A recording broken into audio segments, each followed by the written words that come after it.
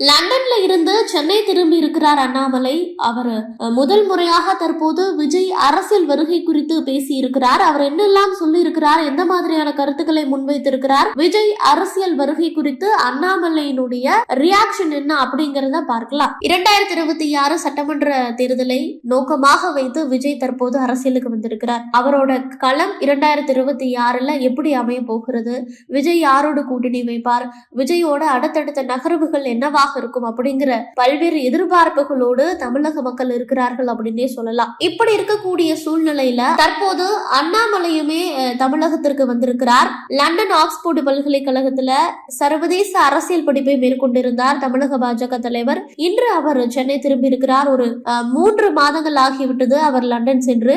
இன்று சென்னை வந்தடைந்த அண்ணாமலைக்கு விமான நிலையத்திலேயே கட்சி நிர்வாகிகள் மற்றும் தொண்டர்கள் உற்சாக வரவேற்பை அளித்திருக்கிறார்கள். அப்போது அவர் செய்தியாளர்களை சந்தித்து பேசினார். தன்னுடைய 3 மாத கால படிப்பு, துணை முதலமைச்சர் உதயநிதி, விஜய் அரசியல் கட்சி தொடங்கியது உள்ளிட்ட பல்வேறு நிகழ்வுகள் பற்றி பேசியிருக்கிறார். உச்ச நடிகராக இருந்த விஜய் இப்போ அரசியலுக்கு வந்திருக்கிறாரு. அவரை நான் முழு மனதாக வரவேற்கிறேன். அவர் மக்களுக்கு நல்லது செய்ய வேண்டும் அப்படிங்கிற ஒரு நோக்கத்துல வந்திருக்கிறாரு. மாநாட்டுல அவர் நிறைய விஷயங்களை பற்றி பேசியிருக்கிறாரு. பாஜகவை பற்றியுமே விஜய் பேசியிருந்தாரு.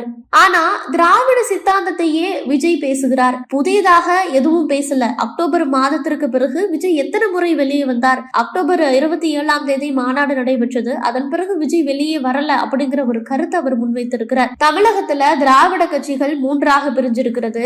திராவிட கட்சிகளின் கொள்கையை தான் விஜயுமே பேசுறாரு. பாஜகவை பொறுத்தவரை புதிய கட்சிகளுக்கு நாங்க பயப்பட மாட்டோம். எந்த இடத்துல எல்லாம் விமர்சனம் செய்ய வேண்டுமோ அந்த இடத்துல எல்லாம் நாங்க விமர்சனம் செய்வோம் அப்படின்னு சொல்லி இருக்கிறாரு.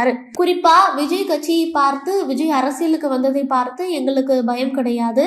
கேட்க வேண்டிய இடத்துல விஜய கேள்வி கேட்போம், விமர்சனம் செய்ய வேண்டிய இடத்துல கண்டிப்பா விமர்சனம் செய்வோம் அப்படிங்கிற கருத்தை தற்போது அண்ணாமலை தெரிவித்திருக்கிறார்.